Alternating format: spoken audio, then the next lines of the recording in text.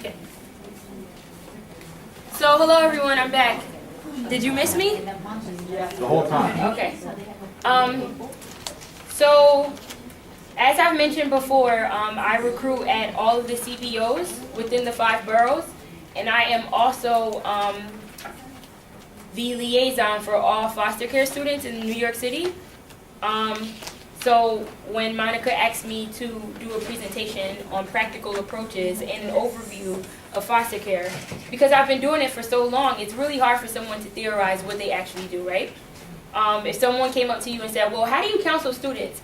I'm sure it's not an easy task for you to actually talk about. So because this is my first presentation actually talking about the things that I do in terms of foster care, you guys are my test dummies. So That's what my wife says about me. So once I'm done with this presentation, if you guys have any questions or any insight that you will want for me to add in this presentation, it will be so perfect as far as me and my professional growth. So today I'm going to make sure that I share with you guys the things that are happening with CUNY and our foster care initiative. That's dealing with our foster care collaborative that we're currently in the works of. Youth and care opportunities, what we offer the youth at CUNY, and also the practical approaches of actually speaking to students in care. So that's really it. It's a short presentation, but I'm sure there's going to be a lot of questions, and that's the reason why the presentation is so short.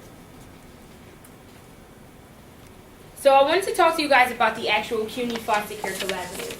So a few years back, we've noticed that an invisible population that we had as far as CBO and trying to understand the non-traditional population of students was youth and care, foster care.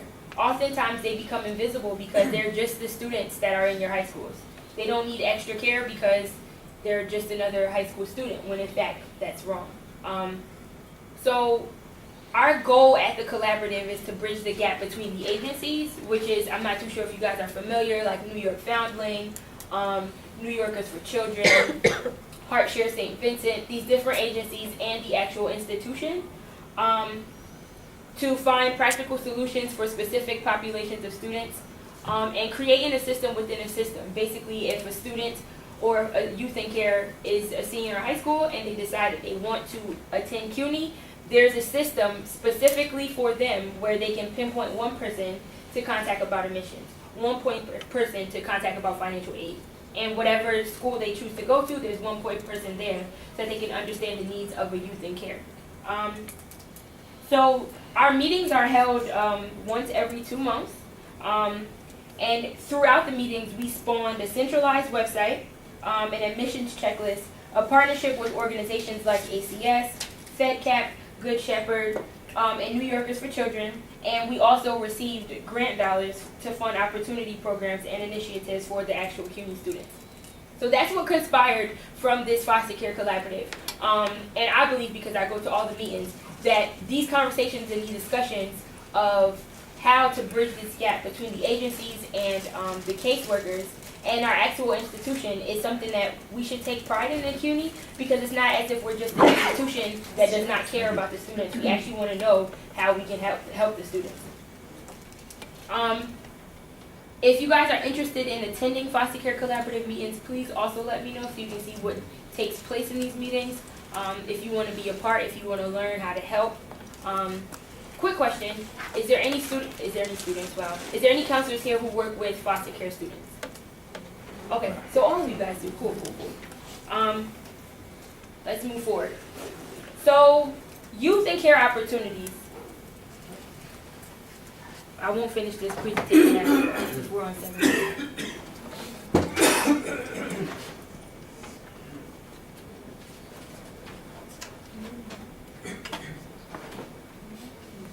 Why is he always doing weird stuff? Okay. Cool. So, from also these collaborative meetings, we've decided that we haven't decided anything. Clearly.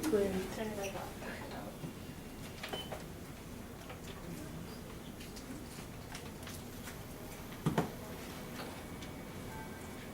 Is it charging?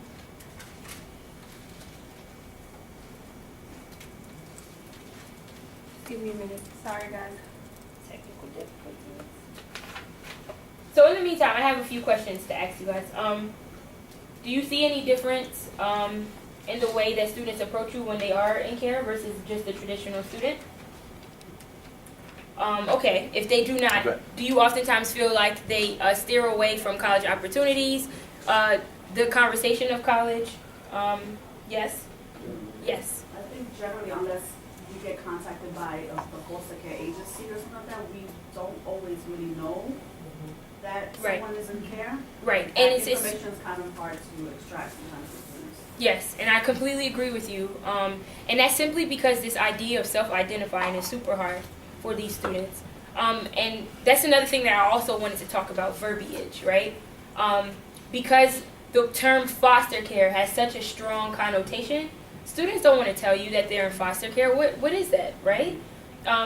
Oftentimes I notice that students in care, they'll say that they're a youth in care, or they're in the system, or they're like wards of state, or they don't have parents. That's what you'll hear oftentimes. But you won't hear that I'm a foster care student, or I'm in foster care. It's really hard for them to do that. And if they do it, they'll do it like in a bashful way. So verbiage is also important dealing with these students. I'll talk about it a little later. But that was just me wasting time. So back to youth and care and opportunities. So all the students receive fee waivers for their online application at CUNY. That's huge. So I know that you guys fight and struggle with these fee waivers that come to your schools. If you have a student and you're really looking at the student and the student is actually in care, they'll receive a fee waiver from us. Good part about it is, Because it's a fee waiver in addition to the fee that we get from CUNY? so this is how it works. You get 3 or 4 fee waivers at your high school, right? You would not have to use that one fee waiver for a student that's in care. If you have a student that is in care, you will contact us. And the great part about this entire presentation is I am the one who gives out the CUNY fee waivers for the youth in care. So if you have my card and you have that specific student, all you have to do is email me. Here's the catch. I will need from you guys a DOC. If you don't know what a DOC is, it's a disclosure of foster care status. They can either A, get it from their files if you guys have them on file at your schools, or you can get them from their agency or their caseworkers. Or you can contact ACS and they'll be able to provide it. That doesn't include students who have a legal guardian and are independent students? No, it has to be youth in care. No, is that a letter? Because I've done that. Last year I had 2 students and I got fee waivers, but I forgot. He left now. Alvarez. Yes, Richard Alvarez. Richard gave me 2 fee waivers, but I had to give a letter. Right, so you can't write the letter, it has to be a DOC. No, a letter from the agency. Yes, and then Yeah, you'll and send then it to me, and then I'll be able to provide the fee waiver for the student. So that's the same thing? Yes. Yeah. hmm Okay, so a DOC, that's the number I get from. No, so DOC is the short term for disclosure of statement or disclosure of foster care status. Okay. So if I ever email you and say, just make sure you give me the DOC document, that's me just saying I need the paperwork stating that the student is in care.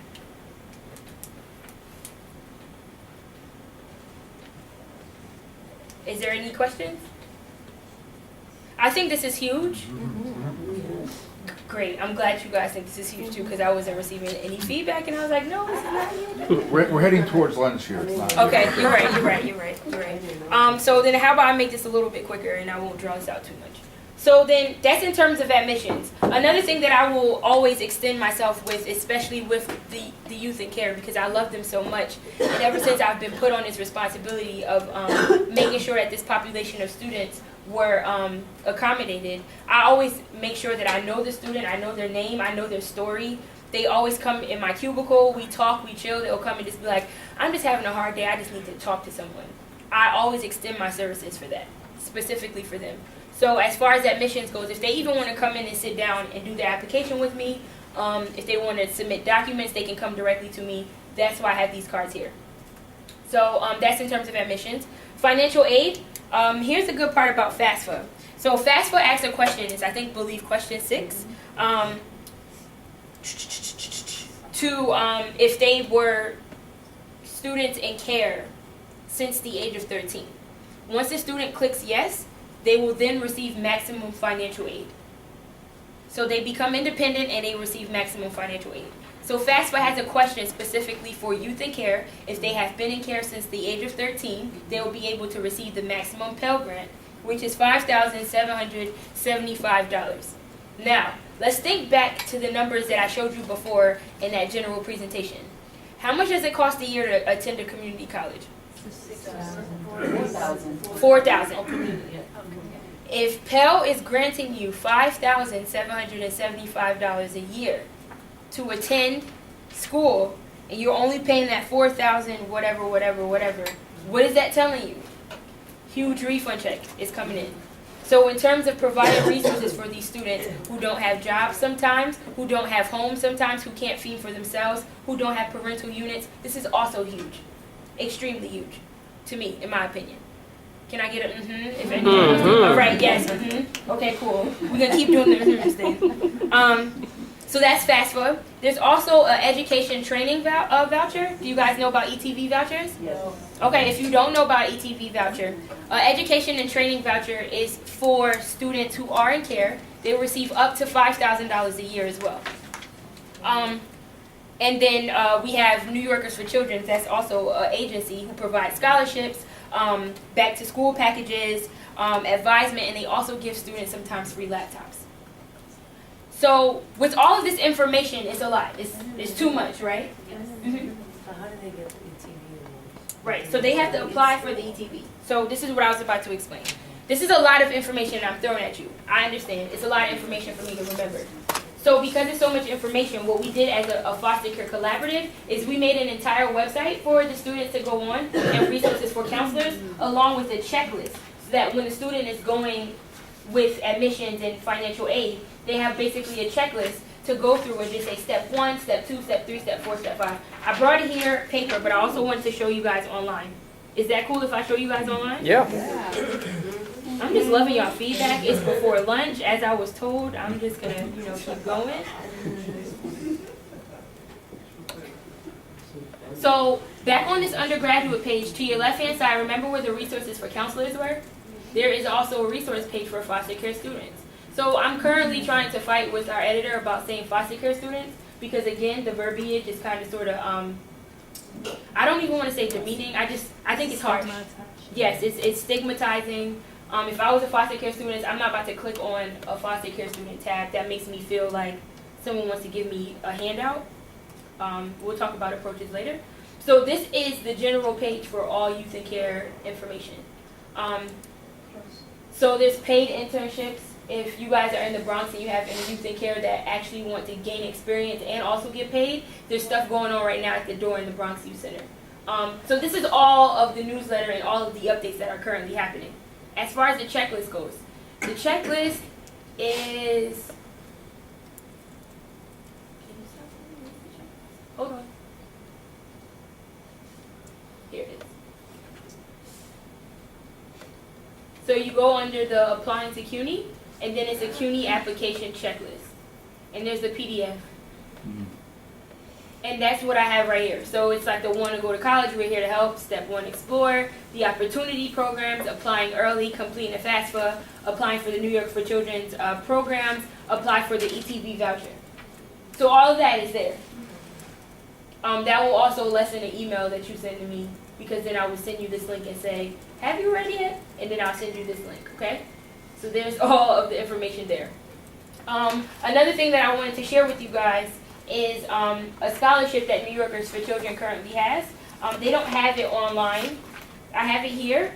And if a student is applying to Hunter, John Jay, Kingsborough, or Hostos, you don't have to write these down because if you once you receive my email address, you can email me.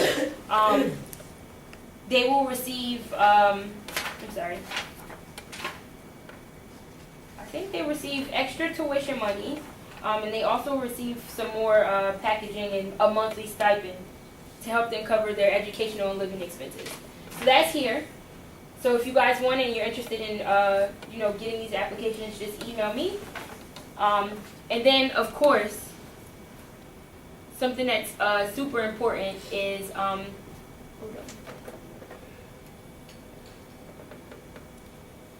There it is.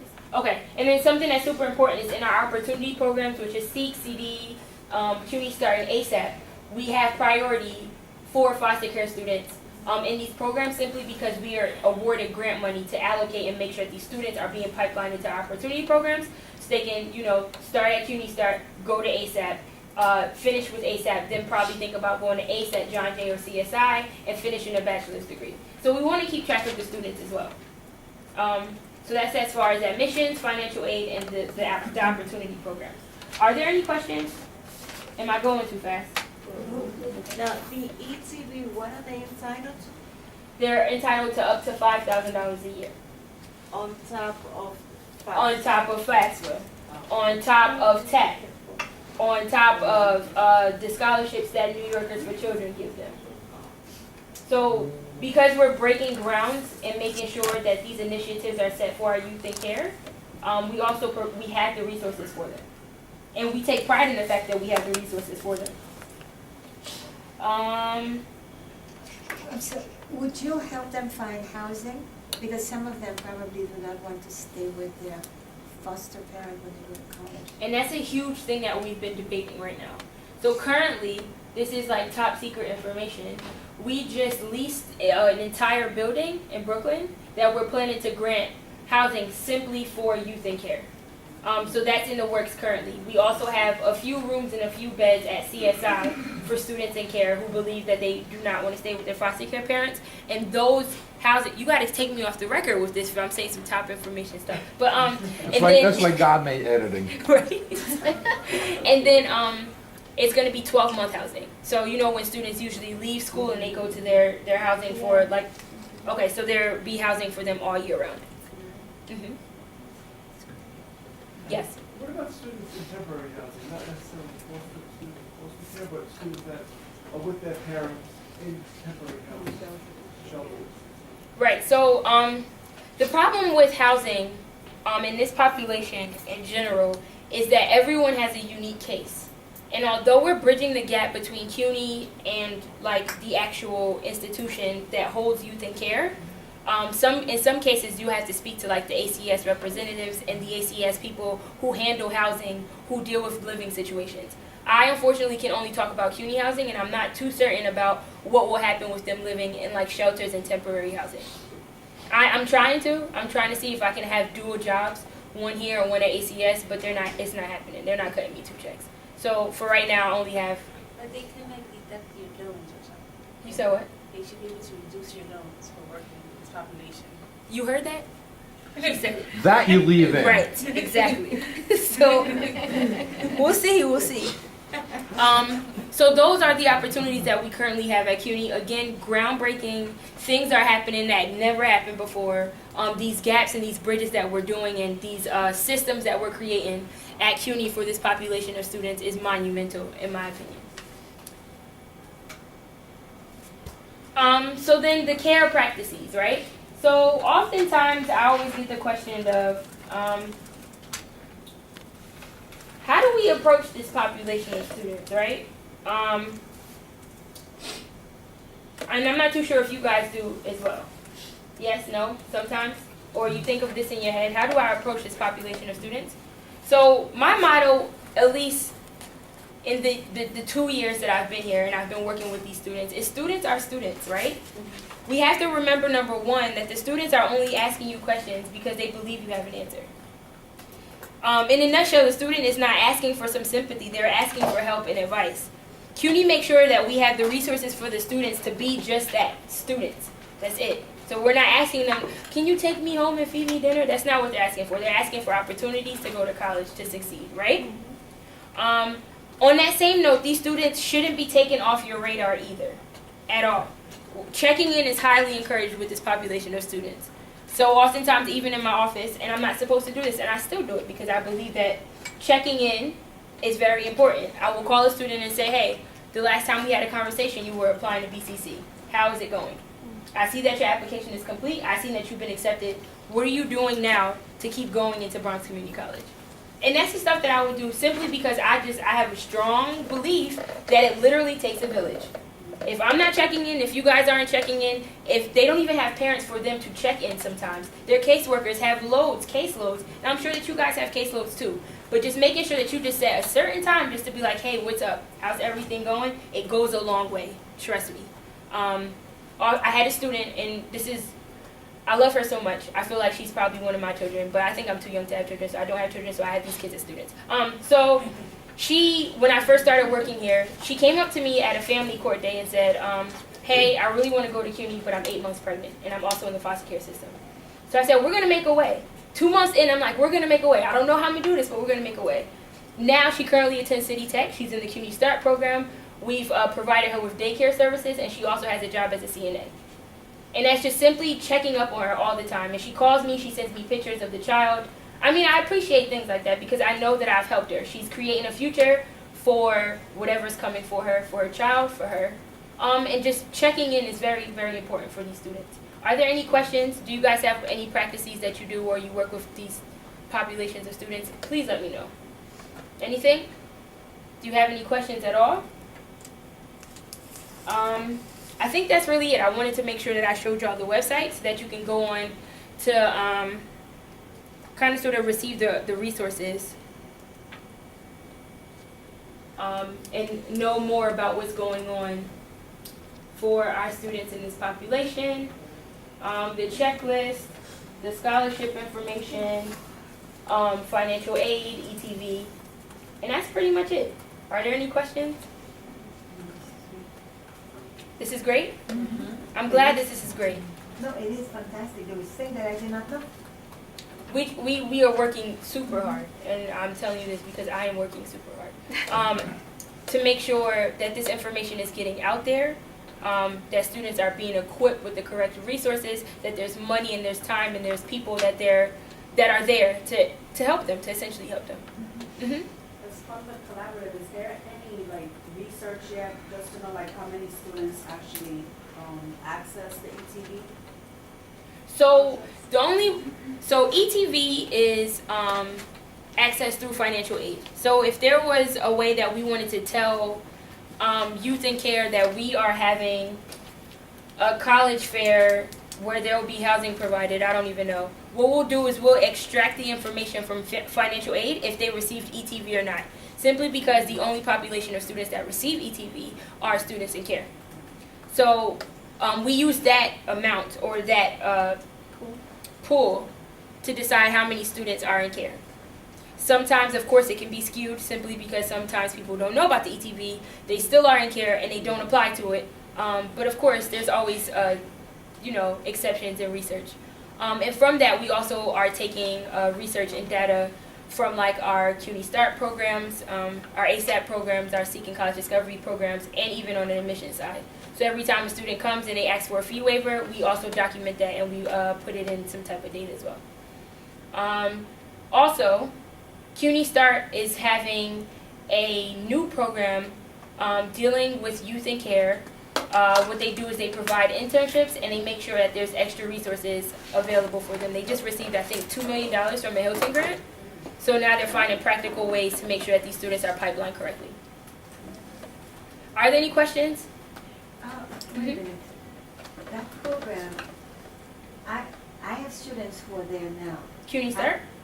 No. They're in CUNY, but they were in care last year when they were with me. Can I contact them about that program? About CUNY Start? Or about the CUNY Collaborative? The CUNY Collaborative, the one that you said where they give money, they give them a job? Okay, so CUNY Start is the only program that does that. If they're not in CUNY Start currently, they cannot receive the benefits in CUNY Start. If they're just a matriculated student in CUNY,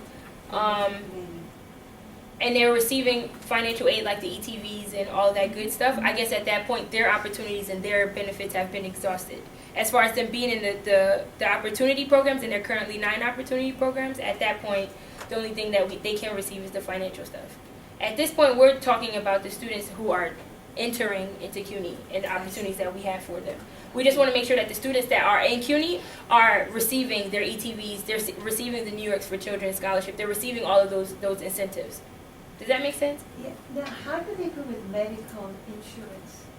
So Do you still have that too? for them, even though, or do they have to get a special medical insurance at CUNY? So university-wise, if you don't have insurance, you will pay extra money out of your tuition to make sure that they are insured, the students are insured. So that will come out their tuition.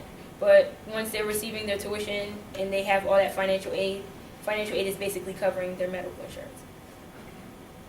Are there any more questions? How was the presentation? Remember, you guys are test dummies. It was great? Okay, do you think I need to add anything more? If I was talking to more counselors, do you think I need to add anything more? It was clear? Once you said fee waivers, everyone is. Right. Y'all woke up. Y'all was like, wait, what? Okay, I think that's my time. I'm going to stay for lunch if Monica allows. And then I'll be going. So if you guys have any questions, any personal questions, feel free. I'll be sitting right here. And I also have my cards again. So you might want to pick this up. Thank you.